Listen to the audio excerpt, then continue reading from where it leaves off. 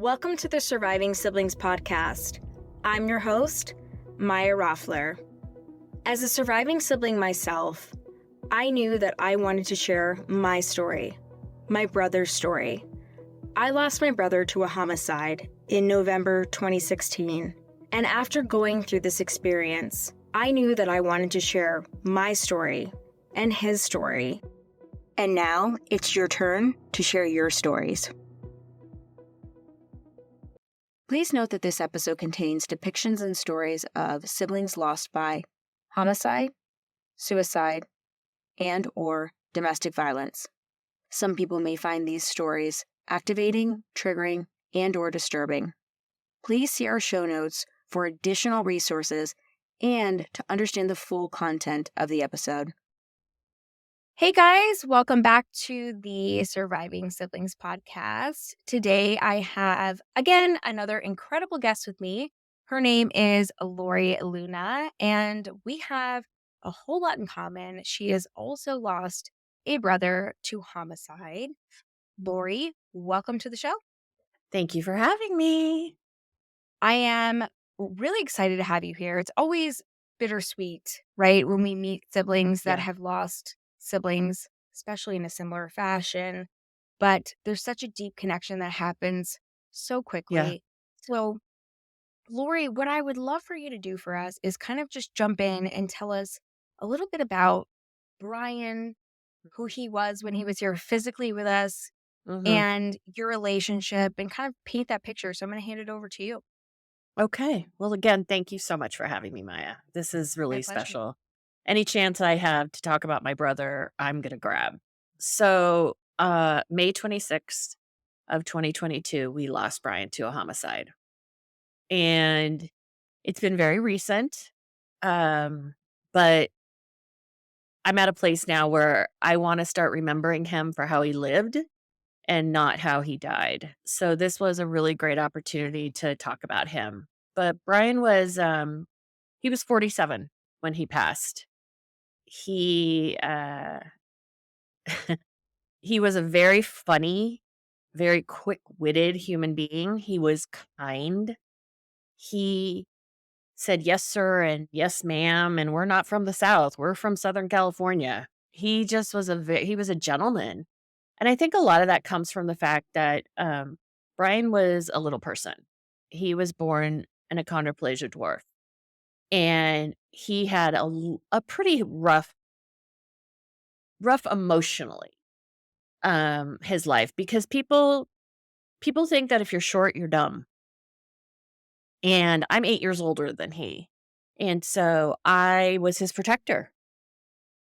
I mean, he was born in 1975, so he people didn't really know enough. Like Peter Dinklage, there was no Game of Thrones. There was no Peter Dinklage, the actor, who could, Right. really shed some light on that. Look, he's just short. That's all. And Right. so, I mean, there were times literally when I would get in fights to protect my brother. Oh my gosh, you are that sassy older sister like I I was am. Oh my gosh. totally right. I love that. Yeah. And I think that's also been one of the hard parts, is that I wasn't there to protect my brother. That really, really has been something that I've worked through a lot with my coach, because I decided to go through a therapy process a little bit different. So I found a grief coach, and I've really been working on that, and so what happened to him was, at some point, he was found at 5:26 a.m. on the 26th of May. He probably passed away around 2 o'clock in the morning. The person that killed him was a stranger to us, and I'm 100% sure it was a stranger to my brother. There were some drugs and alcohol involved. We all make bad choices.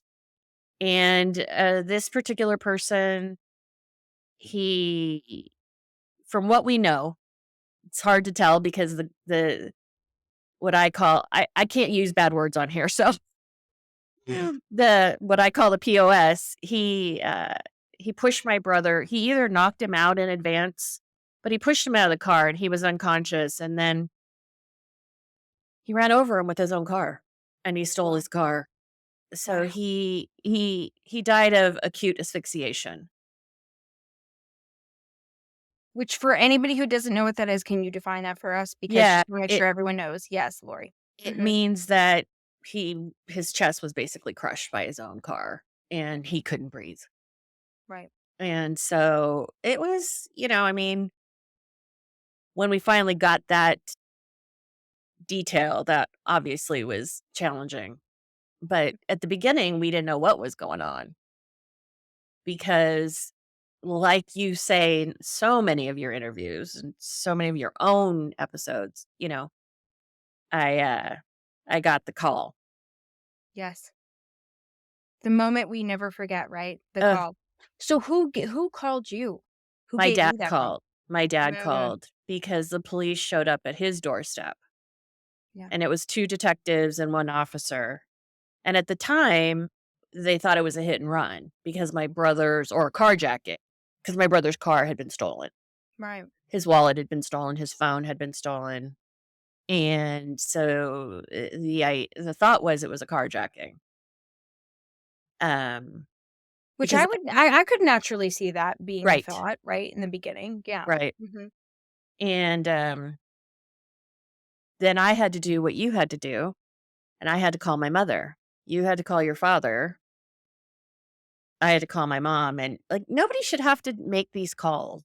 No. I've decided that nobody and I don't know. Now my phone rings and I'm like, "What's the matter?"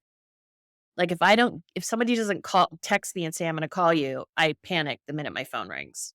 I have chills with you saying that right now, Lori, because it's interesting today. I was sharing with you, I was at an event this morning. We both Mhm. do events for a living. I love Mhm. that. Mhm. Love that we have that connection. That's a positive connection, right? Positive connection. We'll take the win. And my very close girlfriend that I talk about on seasons who lost her mother 2 weeks before I lost my brother. Mhm. She whenever she will call me, and if I can't answer or if I don't answer, she'll always text me. She's like, "Hey, just wanting to chat, just wanting," I mean, we're besties, but she'll always say, "Not an emergency. Everything's Not an okay," because emergency. we have that understanding, you know? So, like, I instantly went to that when you said that because Yep. it's something that no one else will understand other than, us and all of you guys listening who have gotten the call, which most of us have, or had Yeah. to give the call. Or had to Mhm. give the call. Yeah, and that was pretty awful. That was pretty awful. It was awful to hear my father and his anguish, and then it was awful because we didn't know. I didn't, and my parents both live inside of 10 miles of me. So, because my parents are divorced, like your parents. We have a lot of common. We really um, do, Lori. we're Little did oh, we know we have so much in I common. know. So they contacted or they showed up at your mother's house No, they is what showed you're up at my saying. father's house, Father's house. and my Okay, dad got called me, and then I had to call my you mom. called your mom. Got it. And Okay. then I went and picked her up, and we drove to my dad's, Got it. and that the police were there, and, I mean, it was just this doesn't happen to us. This happens to, quote, "other people," Right. I mean, I used to True. watch Dateline. This happens to other people. I don't watch any of that stuff anymore, I can't. Um, but this happens to other people. This doesn't happen to my family. It doesn't happen Mhm. to your family. It doesn't happen to our collective families, and yet here we are. Happening to our family. And it just was very surreal. And I'm sure, I know you've had to deal with the police and you just wait, what? What are you talking? None of this, like your brain just can't process this. Mhm. And that's how it was for us. Like I just felt like this doesn't make any sense. Cause see, my brother's car was his freedom.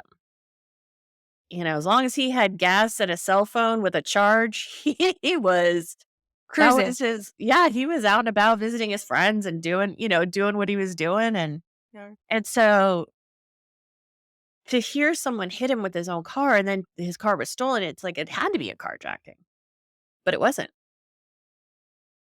It Did wasn't. you feel like when you got that information Like, did it feel wrong right away to you? Oh, Were yeah. you like, yeah, yeah. I feel like that's sister or brother intuition, right? When Yeah. we're that connected, it felt wrong to you. Yeah. I was Yeah. like, none of this is making sense. Hmm. This doesn't make sense. And, at this point, both my parents go into this sort of comatose. And I'm very much a type A. You have to be with what we do. I'm the Totally. We're event planners. Oh my God. It's in our blood. exactly. Yes. I'm the eldest sibling. Yes. Me too. And yeah. Yeah. And what do? We take care of things. It's like, I think you said it in your first season, your first episode, first season, you were going after you needed to know the no. You needed to know what happened. Yep. And that's the mode I went into is problem solving. I became the point of contact with the detective because honestly, I the truth relate to was my that. parents couldn't function. Right. And so we take that on. And I find that, you know, there's a lot of, it's interesting because as I've done so many of these episodes and as I do lives and talk to so many siblings, and now unfortunately you're in the community too, Lori, so you're going to continue to hear this as well, but I'm sure you've already heard so much about it. It's, as the oldest, it's kind of like the natural born order that it happens. But there's very often siblings that also take on that role too, depending on the capacity for other siblings. So it's just interesting to hear different stories. But we definitely have that in common. It's a mode that Yeah. we've had to go into for so much of our lives. So Yeah. that clicks on even in such a traumatic situation. So it's very interesting to me that this happened to you as well, but also not surprising. Yeah. Yeah. Yeah. It So was when you guys were connecting and all of that, yeah. and this was all happening, were you sitting in, your like, where did you go down to the precinct? Did you sit in a home? Like, talk us through that a little bit so we can kind of Yeah. paint the picture. Yeah.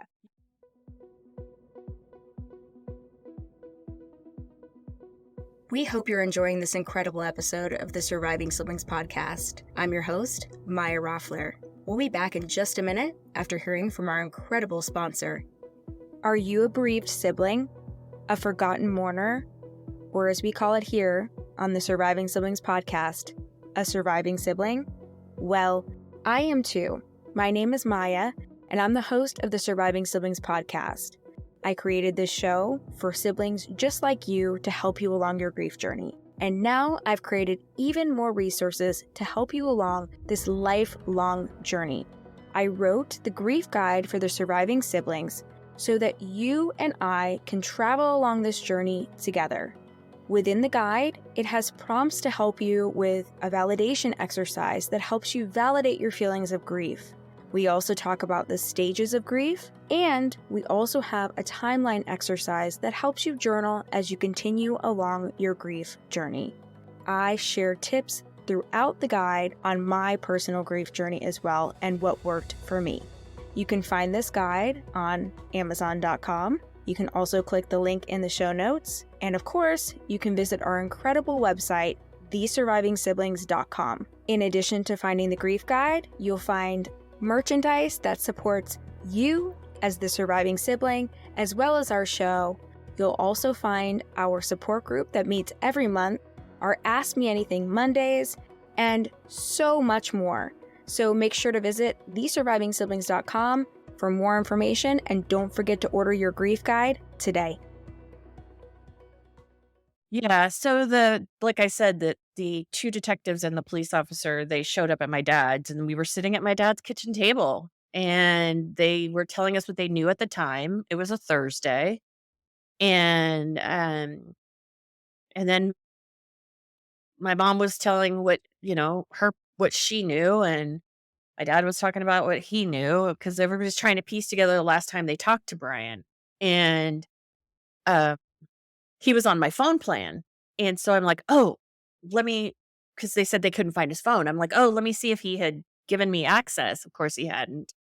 Um, so that to this day, that phone is still in the ether, as his wallet is and all of that other stuff. But it just it just felt like I was kind of hovering above watching everything. It didn't feel real. And they're saying all these words are coming out, but nothing is making sense.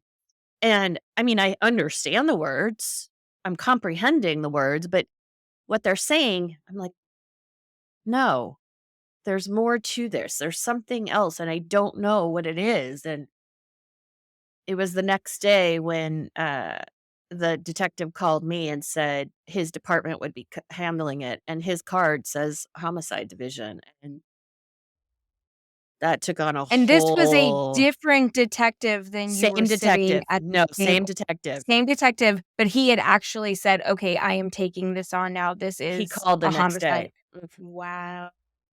That's a lot of confirmation in a short amount of time, though, in my opinion, when you are like, "Something's not right," and then to receive that, is Right. that how It you was very felt? Or fast. Yeah, yeah. it was very Yeah. fast.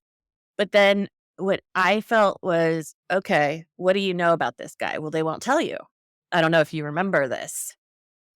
They won't tell me. Totally, oh, you're giving me chills. It Yeah. is like I don't know if you heard this or recall this from my season or if you guys do, but the the the detective not the detective that got assigned to my case who ended up being quite corrupt, Mm. um, actually referred to these guys as upstanding Gentlemen. gentlemen, Yes, I and do it recall disgusts that. me to this day. I've had to do a lot of work on that. So, yeah, they won't tell you a whole lot. Right, because it's an active case. Exactly. And I was like, "You gotta tell me something, because you know what? Here's the thing, I was gonna go take care of business myself, Mhm. and I don't know how." I I was like, once I found out a little bit of information about where this all happened, I started driving around. But then at the same time, I had to tell myself, "Stop doing this," because I couldn't be the reason that something went wrong. Right. I was so nervous that if I did something that would jeopardize getting at the time, I called justice. Now I call punishment, because there is no justice. Our legal system, which we can talk about, but the legal system is completely unjust if you ask me, Yep. you know? But, kinda like you, I was, "Okay, get the facts, get the facts." Mhm. And there were so many things that started happening, even though they wouldn't tell me who the person was, and they wouldn't tell me what they knew. Like, they found my brother's car the next day, and so then it was impounded because this person had abandoned the car. So then Interesting. I'm I'm the one that went and got my brother's personal belongings out of it once it was released by the police, and that was a whole flood of emotions, because at the time I didn't have a lot of the details, so I didn't know. Right. And, you know, I knew my brother had been hit by this car, but I didn't know like all the specifics. And so there I am inside of his car getting the belongings this person didn't steal, and just literally buckling Yeah. Yeah. What because did you know prior to going there? I mean, like, everything that you've shared right now, was there anything else that you knew? Because I feel like you've said so eloquently already, like, we just go into this, like, gotta make it happen mode, yeah. gotta take care of it mode, but, I mean, did they tell you where the car was left? Did they tell you how far away it was from where he was? Did you know any of that yet, or was everything just still such a fog and up in the air? The car was found about, I want to say about 20 miles west rather, of where my brother was murdered. Um, and at the time, my head was saying he got hit by the car. So that was different than being run over by a car, Mm, totally.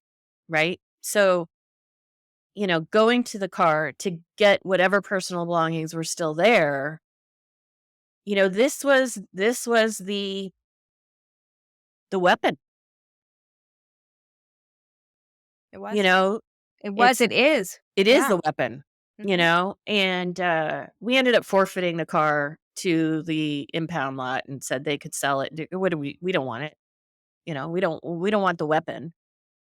That would be like handing somebody the gun, like you don't want it, Oh my god, exactly, I you connect with know? that, and I'm sure all of Yeah. you who, have, whether it's a knife, a gun, or whatever it is, right, Yeah. car, whatever it Yeah. is, you don't want I mean, I would never even wanna see that, right? I No. would never even so my heart, again, just completely goes out to you, but what's interesting to me, and a question I have for you Mhm. in this, Lori, is was that taken in, though, for evidence? Because the Yes. car was okay, so t can you share a little bit about that?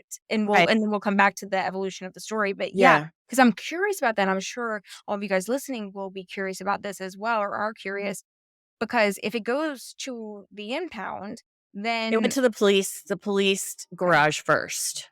So okay, it was located, and the police had put some sort of, you know, I don't know, whatever the APB, be on the lookout, whatever they do for cars, right, right, And so when it was towed, it went straight to the police's lab.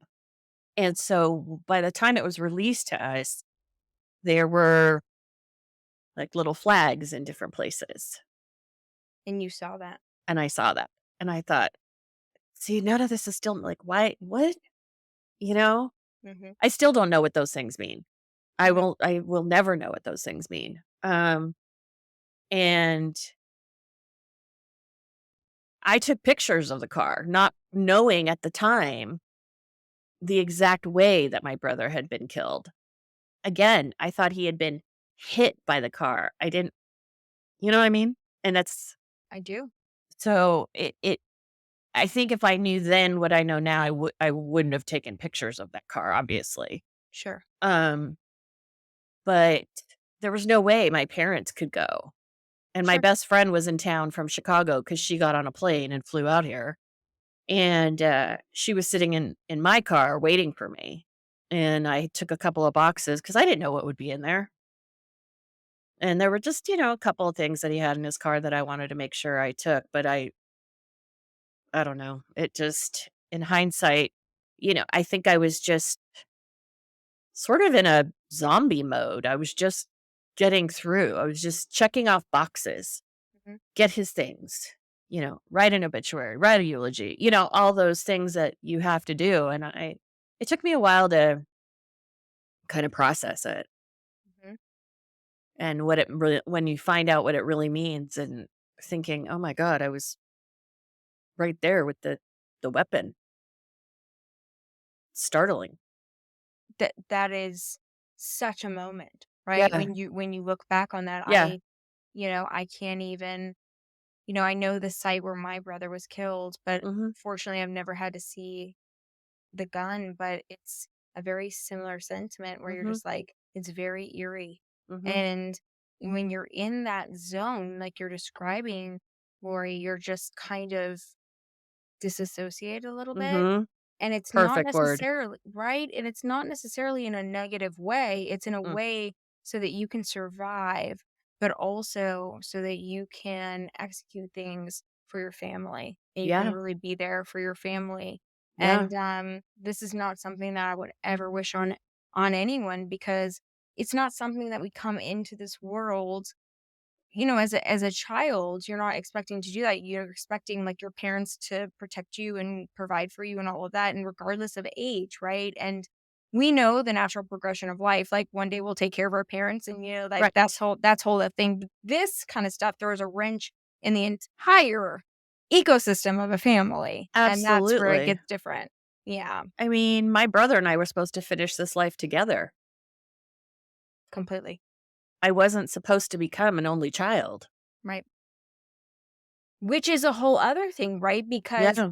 we talk about this a lot in our groups, Lori. We talk about this a lot. I mean, just in sibling loss in general, right? We talk about it on the Mhm. show, but let's hone into this for just a second, and then I want Okay. to continue with Brian's story. But Yeah. you just keep bringing up some really good points.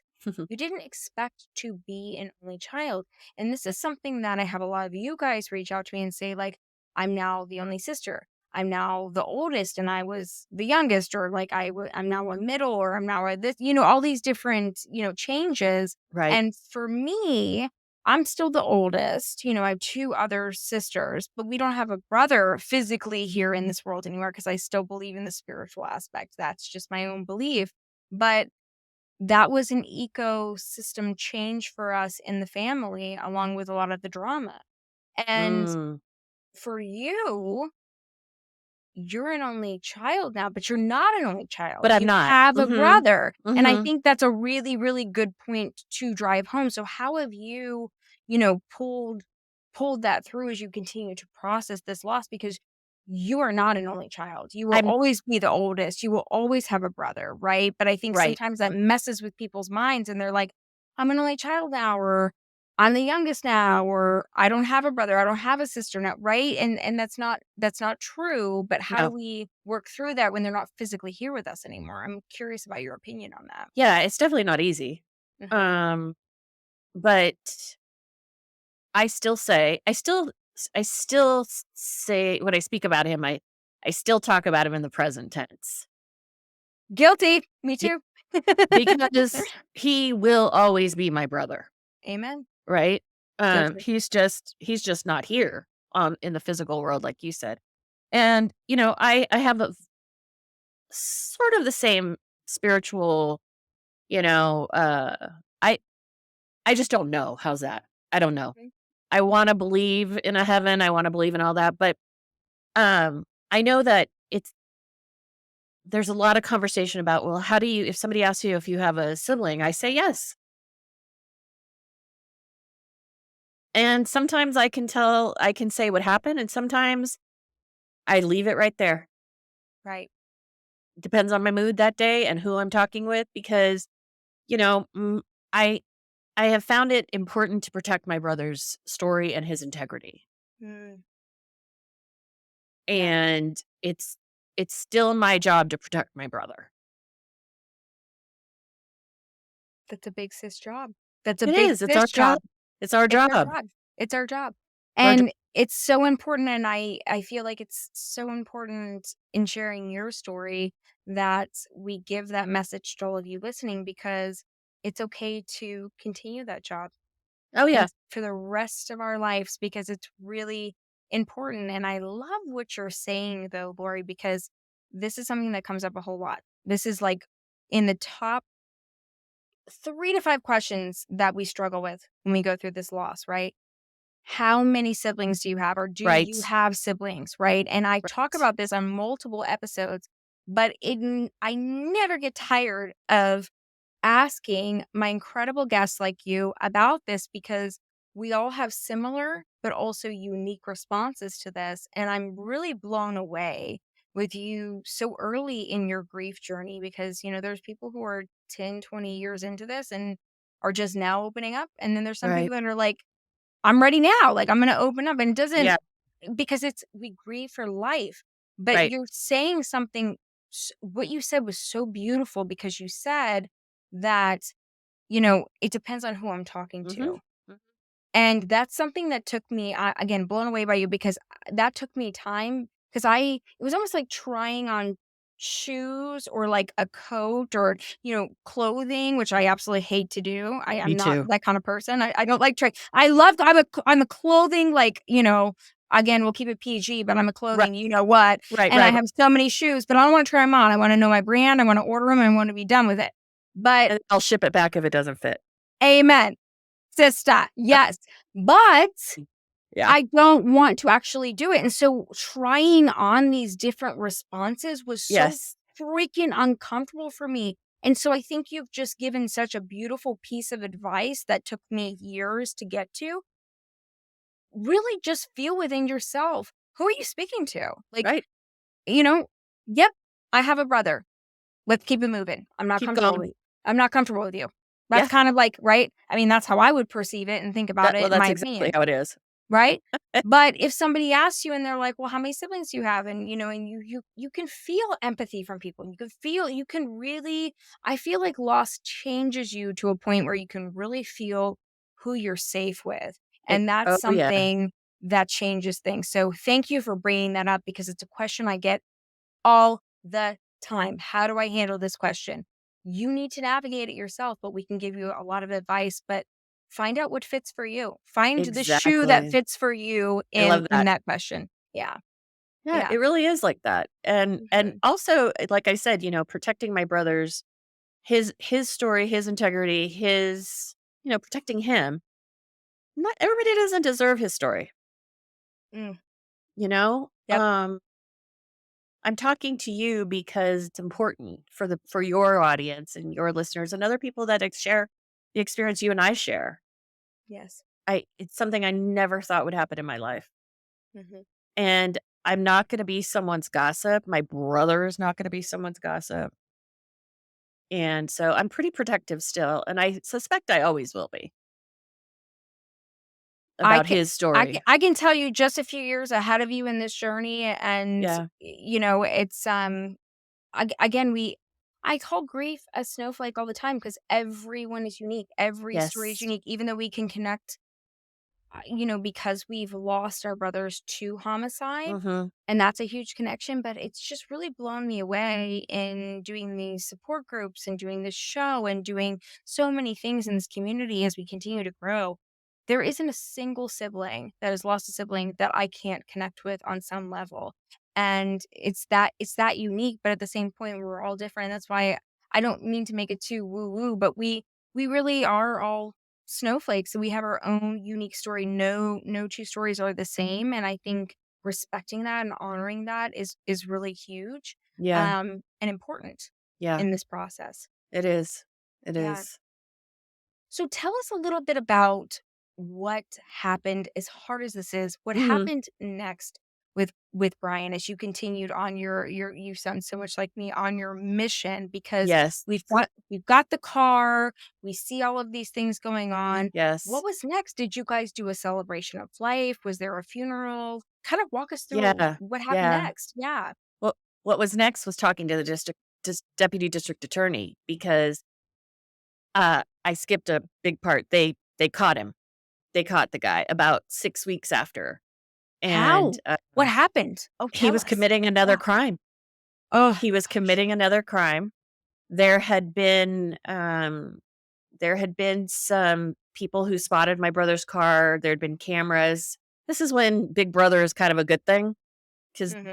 they were able to catch my brother's car on video cameras in the city, and, so then they had a description, and then they got called to a scene of basically a burglary. He was in a convenience store or something like that, and so he was committing another crime, and he was already a once convicted felon, so he's a real winner. 28 years old, real winner. But he was arrested, and I got another phone call, and it was it was the detective, and he said, "Hi, Lori, it's, Detective so and so." And I said, "You're only calling because you caught him." You knew. I knew. And he said, "That's exactly why I'm calling. We caught him." And I literally fell to my knees. I Mm. was home by myself, and I fell to my knees and just cried out of relief, out of grief, out of anger. I mean, every emotion was bubbling. And he said, "Do you want to call your parents and tell them?" I said, "No, you need to call. They need to hear from you." And he made those next two calls. And so then probably a week later, I got a call from the deputy district attorney saying they were gonna press charges, and that's where the legal nightmare begins for anybody who is going through this or has gone through this. It took it took 15 months from the date my brother was killed to the date that the murderer was sentenced. It took 15 months, and that is nothing. That was fast. That was fast. But see, we were told, "Oh, it'll probably and the legal system calls it resolve because the case gets resolved." I mean, you're just nothing but a number, and it's so hard because, Brian wasn't a number. Brian was a human. He is a human. Um, And yet the legal system treats you, you're just a case number. But we got really lucky with our deputy district attorney. She was lovely and the most human person. But she said, look, we think it'll resolve quickly, 6 months, because it's really cut and dry. Our witnesses are, cops, and we have certain things. And, we're going to go for 17 to 20. We're going to go for murder 1. 15 months later, he got 12 years. It was voluntary manslaughter, and the legal system is kind of messed up. Yeah. So, we had that's a fast forward, but it was 15 months of every month there being a delay, and the public defender just dragging her feet. And Now, was this you? This was who was representing you guys, right? You had a public defender representing the you. public defender was representing him. The district Wanted attorney to clarify. represents Okay. my brother and Representing you guys. represents the Yep. state. Wanted to clarify. Yep. Just so Yes. everybody knows. Yes. Yep. Sorry. Thank you. Got it. Nope. No problem. Yep. Mhm. Yeah. So the public defender who represented the murderer, monster, whatever words I'd come up with at any given time, she dragged her feet because, Of course. he's incarcerated. She'll get to it when she gets to it. Never mind, my family is literally going through legal purgatory. Like, we're just, You're grieving. You're going yes, through legal hell. yes, Those are secondary things. You're grieving, right? yes, And for that particular person, I'm not saying public defenders are the worst people in the world. Like, please, if any of you guys listen to this, you're not the worst people in the world. But the no, reality is, when you have somebody that is guilty as sin and they're already incarcerated, they're not a priority for you. that's And so exactly I right. love that you're bringing this up, because these are things that I get asked all the time, because I did not even get to go to this part of the system, but I've been Mhm. so exposed to it Right. because of the work that I've been doing for a couple of years now.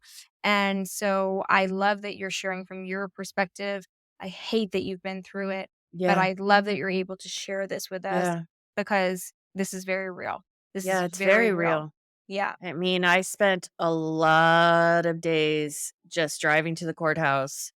And then I got to a point where I would say, do I even need to bother coming? And because if it's just going to be delayed, I don't want to see this person who took my brother's life.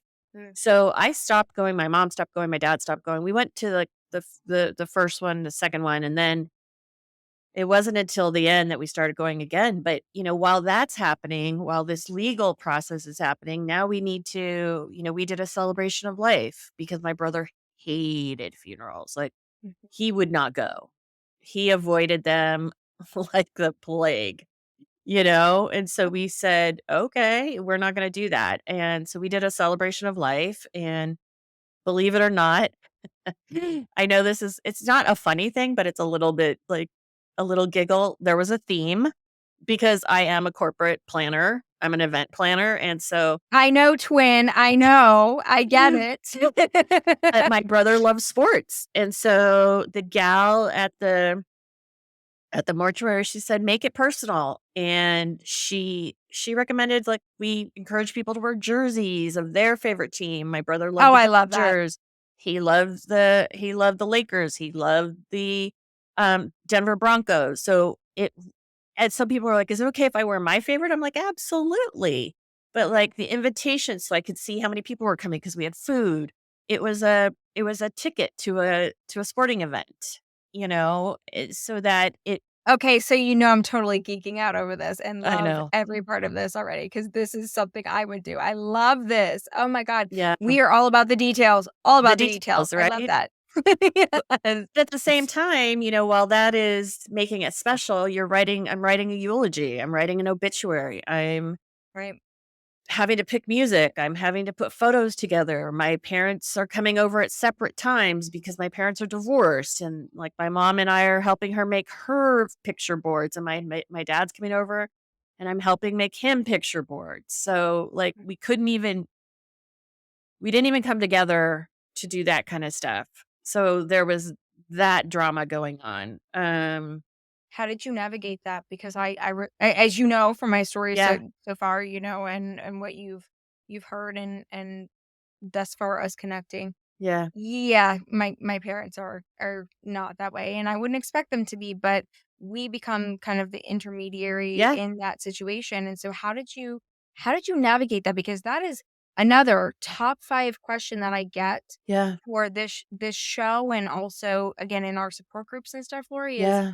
complicated family dynamics. Because as you said earlier, and I've talked about as well, is it will either bring you close together, which is a beautiful thing, and I hear once in a Sure. blue moon, or it just pushes you way further apart because this is so traumatic. And you said that, or like it creates so much more, Yeah. right, in the family. And it's interesting to me when, parents are no longer married and they lose a child and the siblings get caught in that, because we assume even more responsibility because we're Yes. trying to make them amicable. So I'm curious if that was also, if you Yes. if you don't mind sharing kind of your No. experience with that. Yeah. Yeah.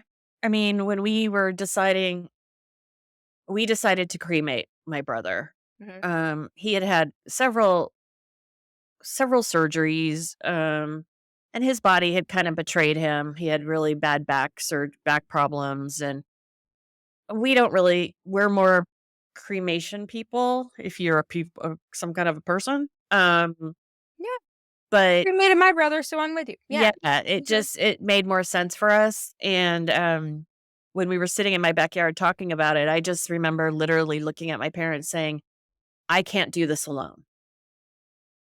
I I need you to cooperate. I need you to, you know, cooperate with me on these things. Like, please don't fight me. Please don't just,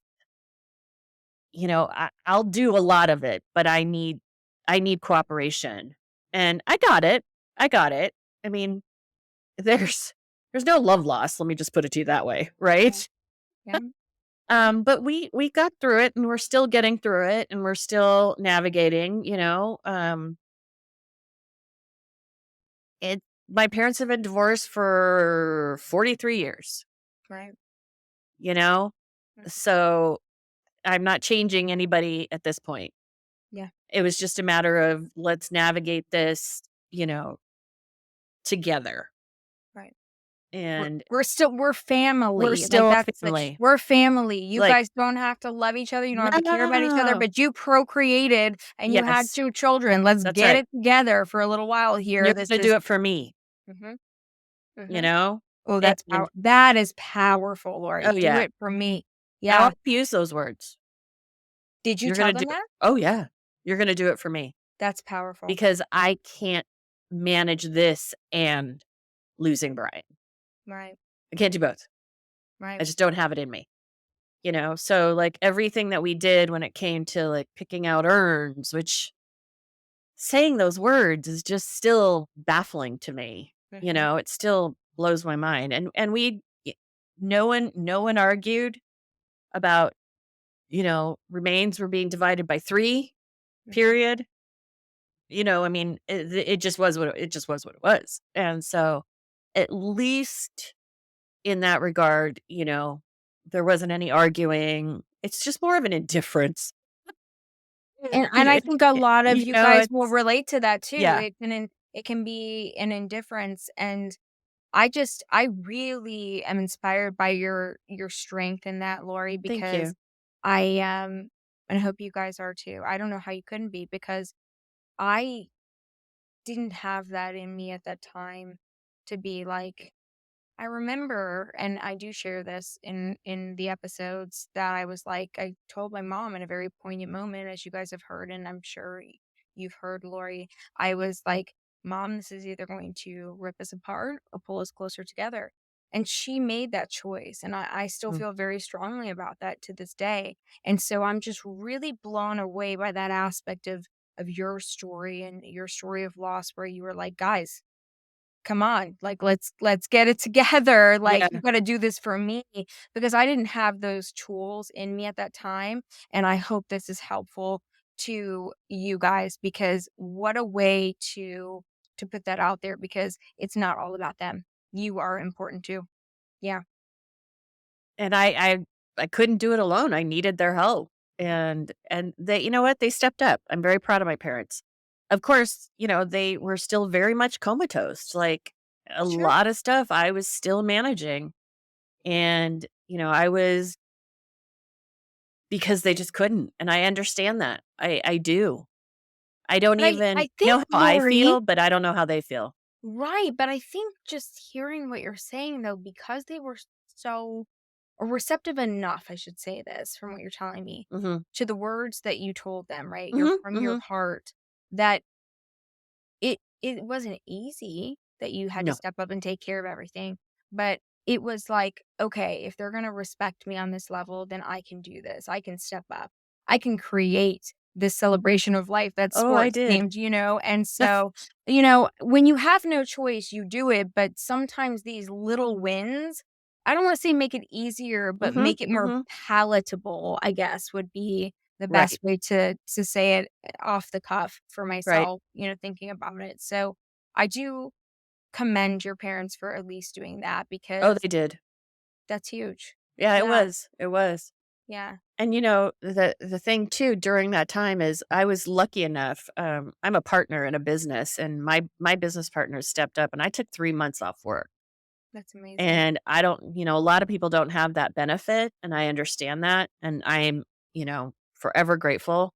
Um, so I had the time. I wasn't trying to balance work and all of this. I wasn't trying to manage this, and I was, finding a therapist, and I was starting, I found TCF, and I found the sibling grief group, which has saved my life. I found Jason, Yeah. and he's We become love my you, coach. Jason. Yes. Yes. He's become my Yeah. coach. And I always thought when people said that they had a coach, I was like, "Oh, okay, you're so pretentious." I have a coach, and I'm not Until you go pretentious. through something That's very right. specific that That's you right. need someone to help you. So I love that you're saying that. It's different. It's very Mhm. personable, right? Yeah. It's a personal thing. So yeah, definitely. Yeah, yeah, and having a for me, going through this and then having this sort of hand reach out and help me navigate this, I think is the only reason I'm able to do this today, Yeah. because it is still so new. Yeah. And And when we connected, I was like, we don't normally have somebody on like this. right. And then when Right. we were connected through Jason, I think this is a testament to getting help and to reaching out Yes. and to doing that because it doesn't mean that you're not still very early in your grief process. Right. But again, I love my snowflake thing that I talk about all the time. It's a We're good all one. very different, right? I mean, It's like, a good no, one. it's just like people. No two people are the same. The grief is exactly the same way. And I think, it just is so unique. But I do see a commonality in people who really go all in to do the work and Right. go all in, whether that means a therapist, a coach, a group, whatever is going to be your outlet. Some people are religious, they want to go into Right. religion, like whatever it is for you. And that sometimes takes people 10 years to do. Sometimes I've known people that have done it in the first week or month. And I'm like, that blows my mind. I'm like, God, you are so advanced. I am inspired by you. And I think that's a beautiful thing about us as sibs and sibling lost people is that when we get to this place where we're starting to move through our journey, there's no comparison. It's Mm. inspiration. Mhm. Oh, We're that's like, beautiful. what? Right? I mean, Yes. because comparison is a thief of joy, right? You cannot compare two journey. You just cannot do it. And Mm-mm. I am, as we are both event planners, which is wild. I did not know that until we actually like got on our call. I But know. we're very type A people, and so Yes. I would beat myself up all the time. I'm like, why haven't I told his story yet? Why haven't I done this yet?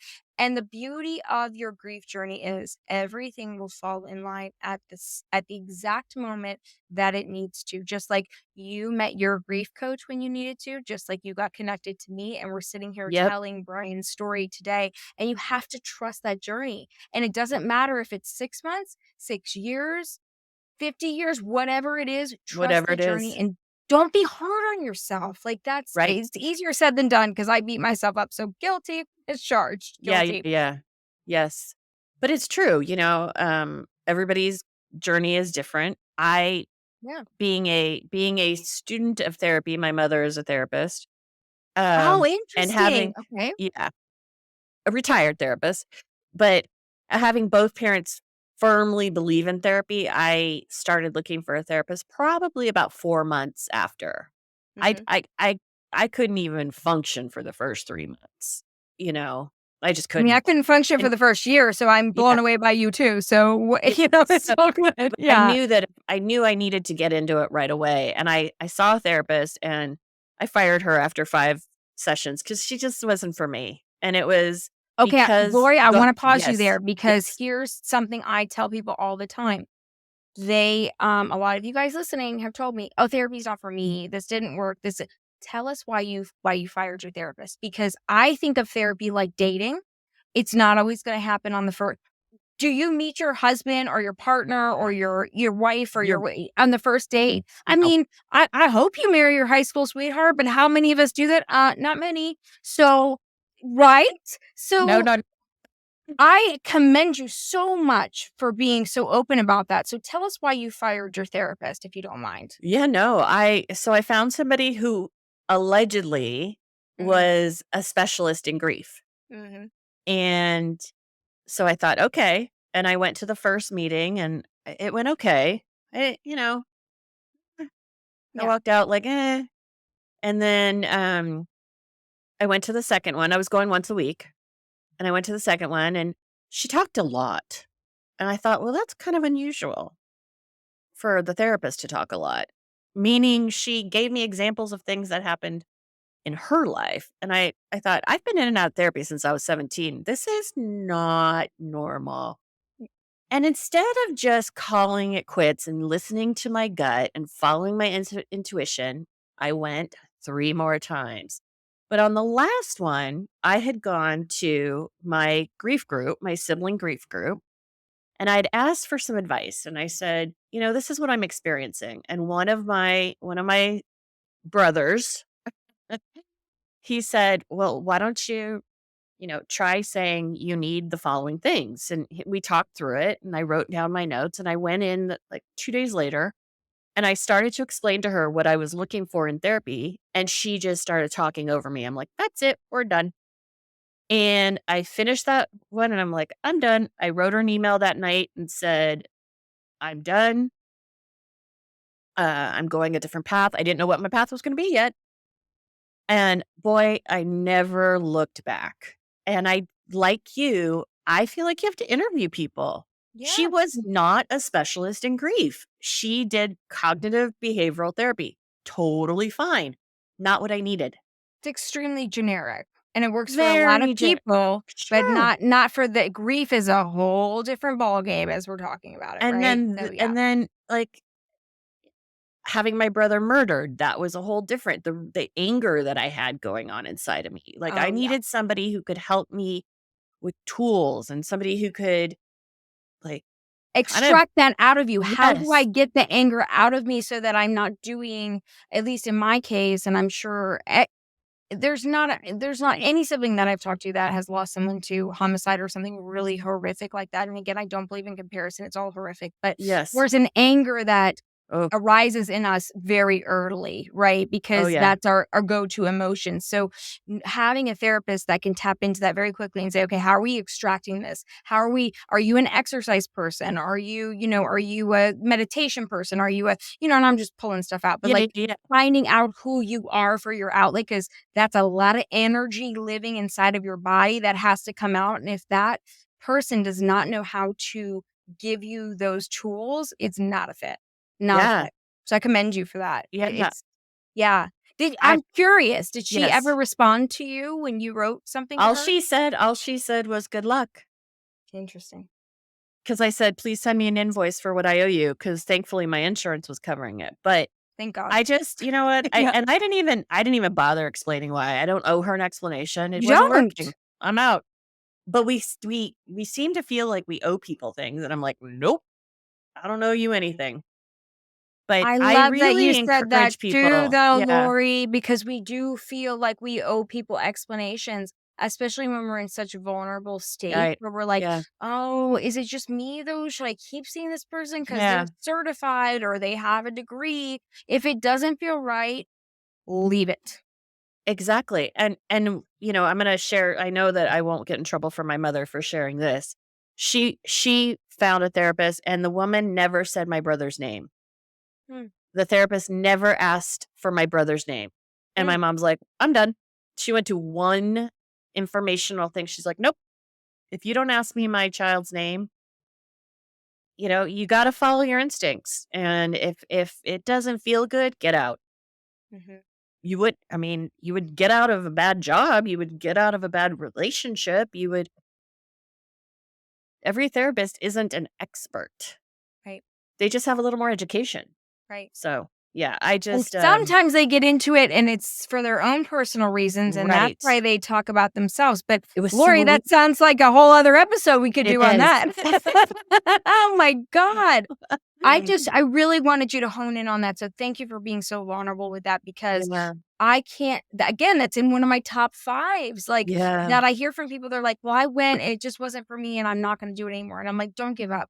Did you give up finding your partner? Did you give up dating? Did you give up finding friends? Like, please, I know it can be so, we both know it can be Ugh. so difficult and it can be so disheartening and you can feel Right. discredited and, Oh gosh, not yes. validated. But when you do find the right people to support you, you're like, oh, it was worth it. This was worth it. And Oh so yeah. you can't give up.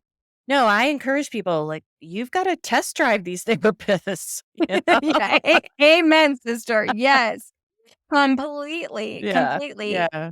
Well, I have asked you so many additional questions, so we're gonna go a little bit over because I want to Okay. know Mhm. if you're cool with that. I Yeah. want to know more about, of course, Brian, because I know there's so much Mhm. more to this journey. Can Yeah. you tell us?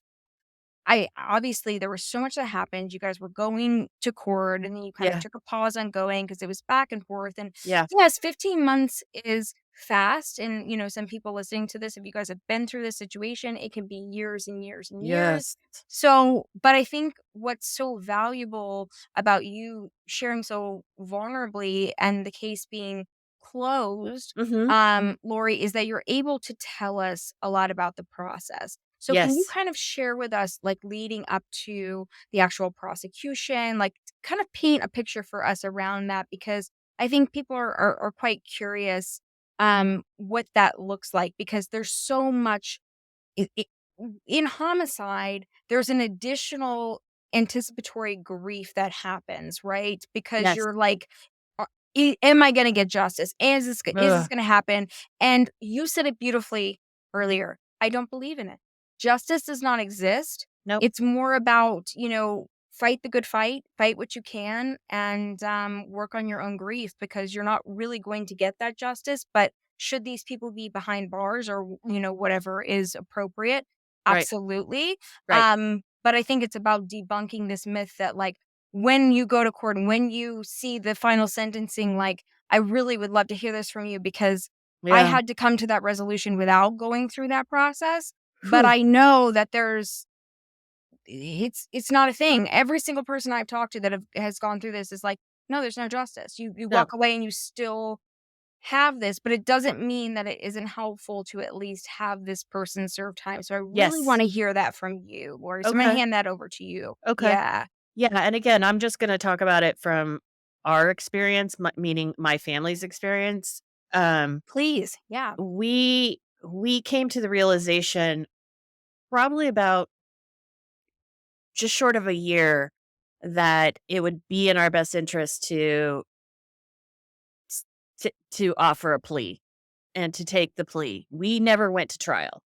And the reason we chose not to go to trial, and the thing is, I shouldn't say chose because it's really not up to us. It was up to the county and the district attorney's office. And then it's them sort of hand feeding you why a plea is better, right? And for us, we agreed with them because it only takes one person and that monster is free. One person thinks that he's not guilty, and it's done, and there's no double jeopardy, right? You can't be tried again for the same crime. Mm. And that's a pretty big risk. That's a really big risk. And the other thing was in our county, and I assume it's going to be like this everywhere, is if they take a plea, it's they can't appeal it because they're admitting guilt. It's my understanding that is pretty standard. Yeah. Yes. Yeah. Yeah. Mhm. I'm only speaking from California. Right. So, he can't appeal. The only time they'd be able to appeal is if a law changes, and then it's retroactive to, everybody, which is silliness. But, the process is very emotionally exhausting. For me, I didn't feel like I could properly start grieving until the sentencing day, because it was like having this wound scab over, and every time there was a court date, it got picked open. It got picked open, and I just couldn't, like, I was healing sort of, and I was grieving, and I was working on myself, and I was doing the hard work with Jason and the grief coaching, but it wasn't really, it's not closure, because I don't believe in that either. I wanted I wanted the punishment, and I think that once I thought to myself, "Once that day comes, I'll be good, and I'll be able to grieve." Boy, that was wrong too. Because all punishment does, all that sentencing day did was, okay, now he's behind bars. He got 12 years, voluntary manslaughter. He has to serve 85% because he's a two-time felon, and in California, that's the law. Um and I thought, okay, that day we're going to do our victims impact statements, which is just guts you. Um, because you're living it all over again, and this idiot is 10 feet away from you. And that's something, Lori, that I really did want you to bring up, because that's something that I never got the opportunity to Right. do, but I have mixed emotions about it. And I have heard from many sources, which is very creepy, that he knows and he's heard and he listens to the podcast. So yeah, I know who you are, creep. Anyway, but that's something that people ask me about all the time, and I will never sit here and go, "I'm a therapist, I'm a this, Yeah. I'm a that, went through this," or I no, I'm just someone that had a really horrific experience that was Yeah. extremely public, and I'm continuing to share your stories. And so I am really keen for you to share this with our audience, because I get this question a lot from people who have lost a sister or brother or more than one sibling, God forbid, Mm, to homicide. Should I do the statement? Should I do it? How do I manage it? Would you mind, as you're continuing to share, kind of some sure. advice on that? Because I think this is so powerful. Yeah. I'm gonna do it from my perspective. For me, I needed to say something to that person. Yeah. I needed the court to know, but it also is part of the public record for if and when he is up for parole. And I needed to make sure, I needed to be my brother's voice, and I needed the court to hear. And we had 13 statements, because you can submit friends, you could submit family. And so we did. It wasn't just my parents and me. Right. We had 13 statements. So 10 other people besides my parents and me submitted statements. I would say I started writing my statement in October of last year, and I didn't get to deliver it until August of this year. Which is 2023, if you guys are listening at another 2023. time. Thank you. Yes. Sorry. That's I started okay, writing it Lori. in October of 22, Yeah. and I delivered it in August of 23. It naturally had many iterations. I would keep a notepad next to me on the sofa, and as I was raging, I would start scribbling the writing. And I would say, like, F you, and is it okay if I say that one? Yeah. Okay. I would say, F you, you blah blah blah, and I would Mhm. like get it out, Mhm. and God, that's so healthy. What a good idea. Yeah. and so I just kept it next to me, and then I put it away once I started getting frustrated by how long it was taking. Yeah. And then when it was time to actually write it, I started fresh because I was in a different place. than I was in October of 2022 to I didn't finalize it till the night before. And Oh. And what do you I mean by finalize it? Like you kind of like took all of your drafts and wrote it fresh, or like tell us what you mean by finalize. I actually started new. I did reference my notes just so I wouldn't forget something, Sure. but I started over and it was gosh, it was how many pages? It was 10 pages, 1.5 spaced. I decided to be a little more visual, and I took a glass vase and I brought marbles and I made different points, like the fact that the murderer was 45 pounds heavier than my brother. I dropped 45 marbles and it made clink, clink, clink, clink, clink during my statement. The fact that he was 6 inches taller than my brother, I dropped 6 marbles. And I was doing this, and then I dropped a whole bunch of sand in it and said, like, you can't count sand, you can't count tears. And it just envelops your life. And then I had a much smaller vase and I said, and here are the 12 marbles for his punishment. It's so unjust.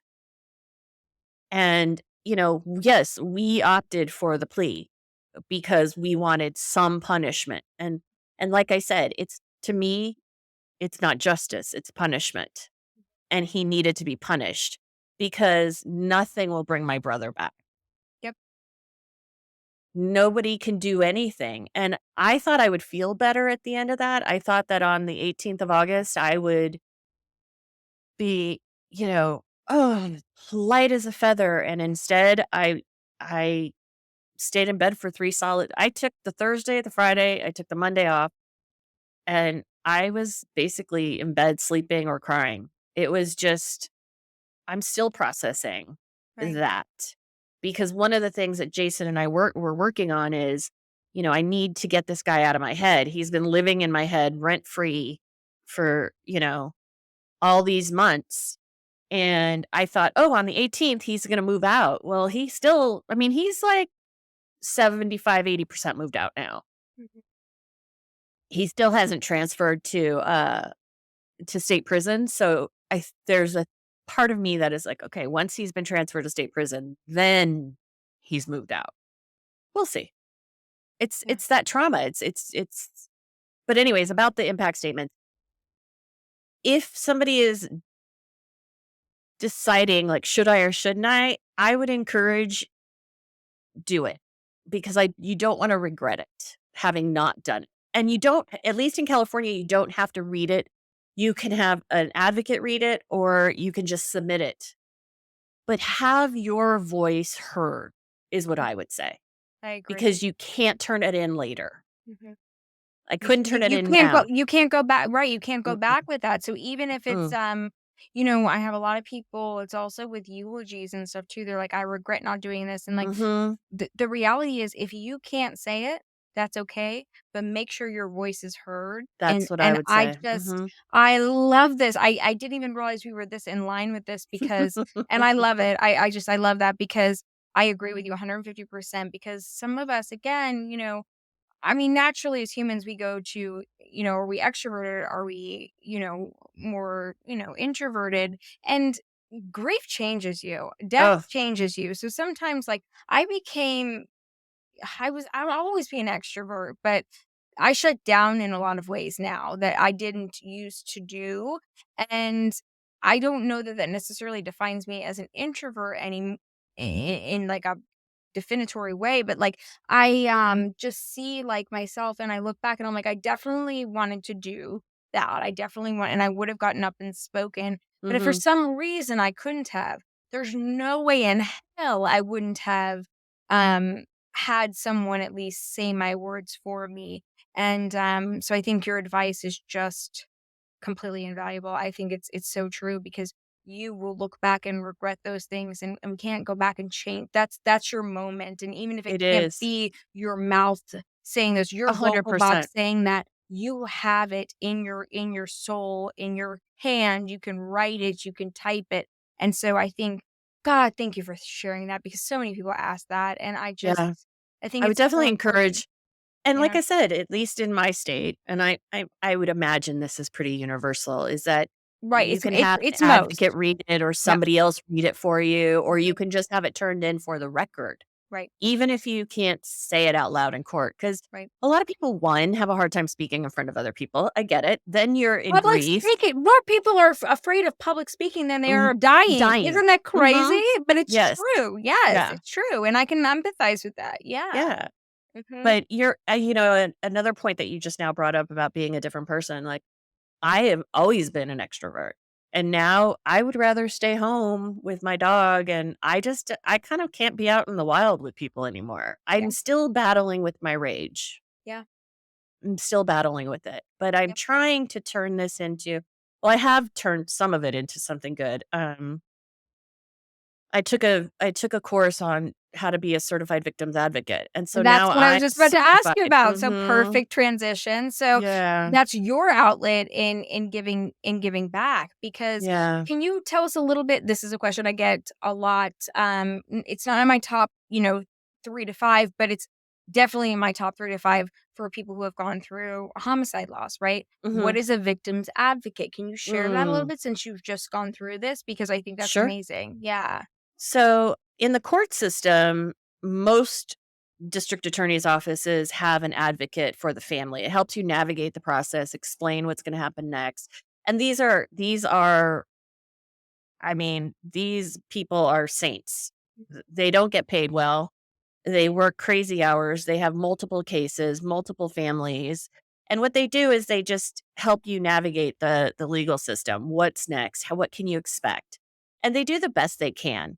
I still think that in all, we weren't given the total honest. And I think they try to be aware of people's feelings and they don't want to be harsh. I Right. kind of wish that they would just be harsh if that's what it means to be more honest. I don't think they were intentionally deceptive. Um, but what I decided to do was take a class and I am going to maybe start volunteering to be an advocate for foster children, to be their certified court appointed, it's CASA, court appointed special advocate. And you get assigned a minor and you help them navigate the process. So I actually have a training tomorrow between 10 and 11 a.m. to see if that's going to be a fit for me. But I need to give back. I need to give back in honor of my brother. My brother was an extremely giving human and I need to continue his work. Yeah. I love that.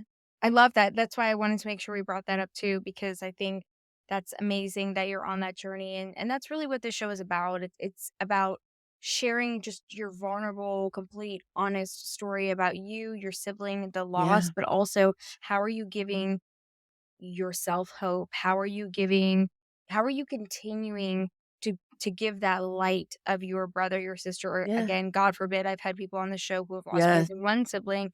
How are you continuing their legacy? And you're doing it already. Like, it's really, your story is very cool because you're in like the middle of this process, right? Of like Right. bringing, like carrying the torch. And I think that's really amazing. And I connect with you too because I'm extremely extroverted, but doing this kind of work and also us doing our event work, you have to be extroverted all the time. And so I flip and enjoy sitting home with I have two little girls that have been with me for a long time now, and we just love to sit outside, hang out. I enjoy a glass of wine with them, Yep. Yep. or we Netflix and chill Yep. together. I mean, they are my babies, and it's very cathartic for me. And I never really understood that level of needing to recharge and kind of Mhm. be.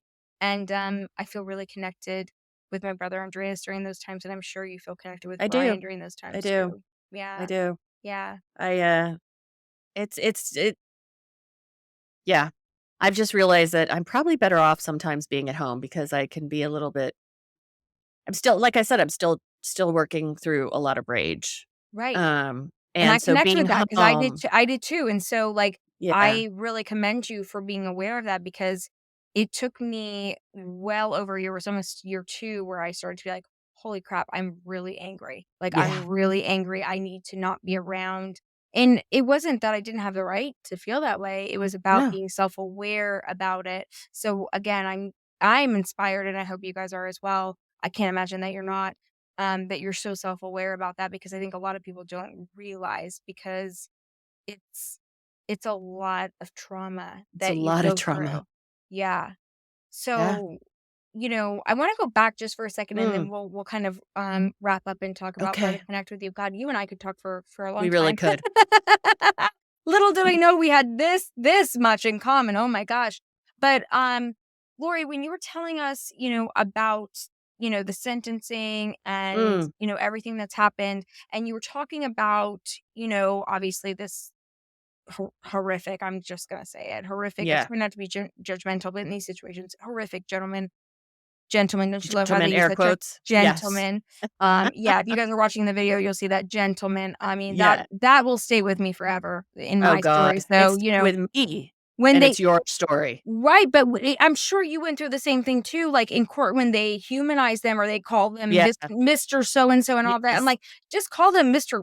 A-hole or whatever, because I Right. mean, like, they don't even deserve a name. But No. anyway, that's a whole yeah, I mean, we all know this already. But, I think it's really interesting how you said, when he gets transferred here, I'll feel this, or when he and Mm, I feel like you're at a point where and this is a really important part of your story where you're like you feel like because I felt like this too. I'm like, well, when this happens and when this happens, and right. I never got the opportunity to go to court and do those things, and it was completely, and my story is not uncommon. It happens all the time. Your Yours story is is not more uncommon. common. Mine is more common. It Yours actually is is. more common. Fun fact, ladies and gentlemen, yes, it's Yes. more common.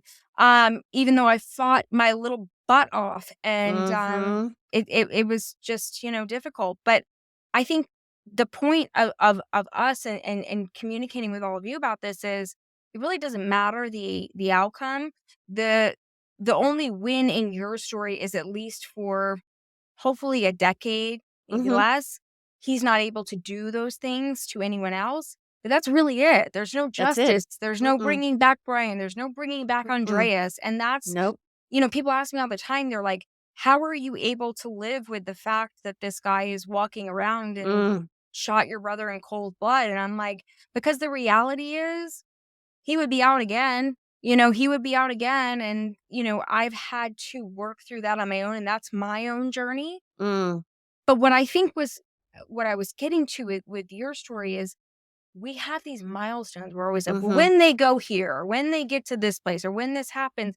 And I think what's really just a standout with you is I think you've gotten to the point where you're like, no, it's not that. It's about what I do with this now. Yeah. And instead of holding on to these milestones because I did too. And I was Yeah. like, I gotta get all this paperwork. I gotta get the private investigator. I gotta do this. I gotta get them to court. I gotta get them to serve justice. I gotta chase this lead.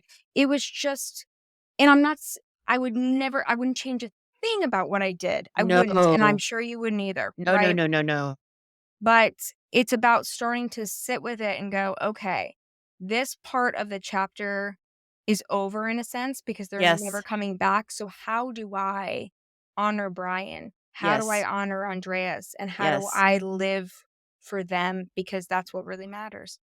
Well, I would say that you're doing it with this podcast and shedding light on stories. That's what I would say to that. And I would say that I am endeavoring with this advocacy work. And it'll probably be volunteer work for a while. Sure. I have no idea what's next, but I know that I'm taking steps in the right direction.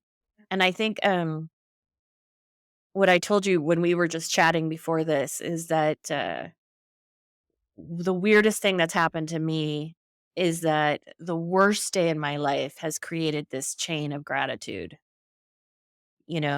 finding TCF, finding Sib's group, finding Jason, now my advocacy, being able to talk to you on this podcast and spreading, the stories that you're doing. Like, it's a very strange, uh,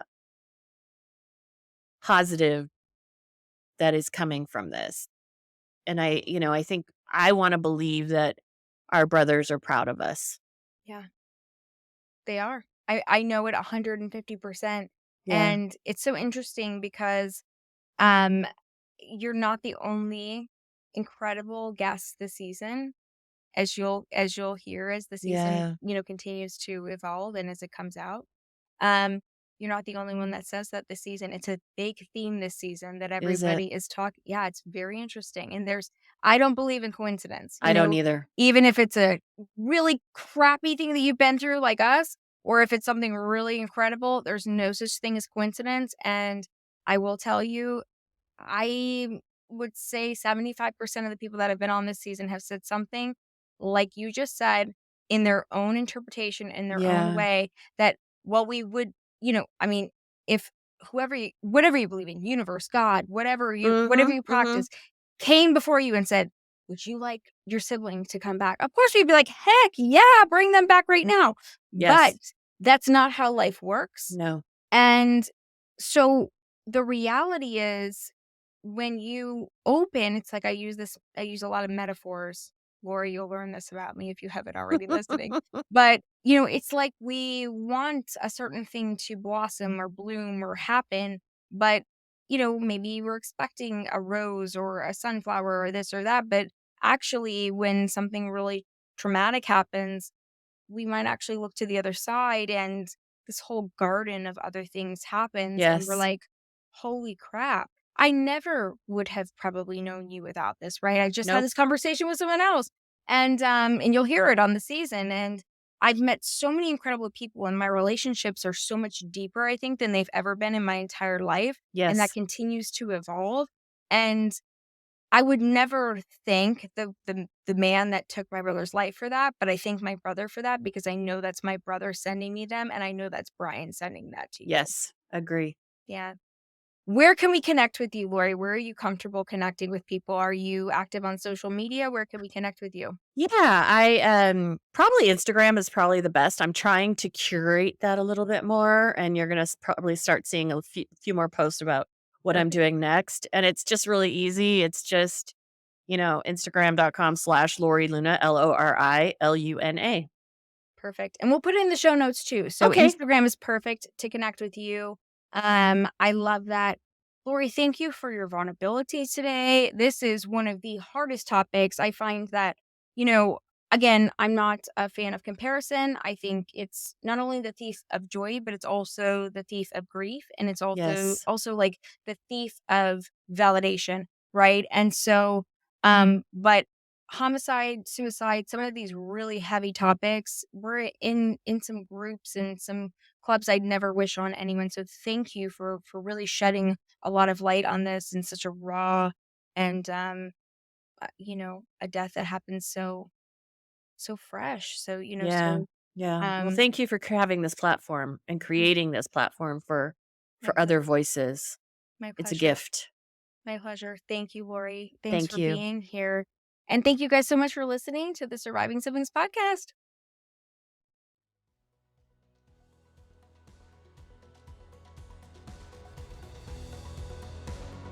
Thank you so much for listening to the Surviving Siblings podcast. If you enjoyed this episode as much as I did creating it for you, then share it on your chosen social media platform.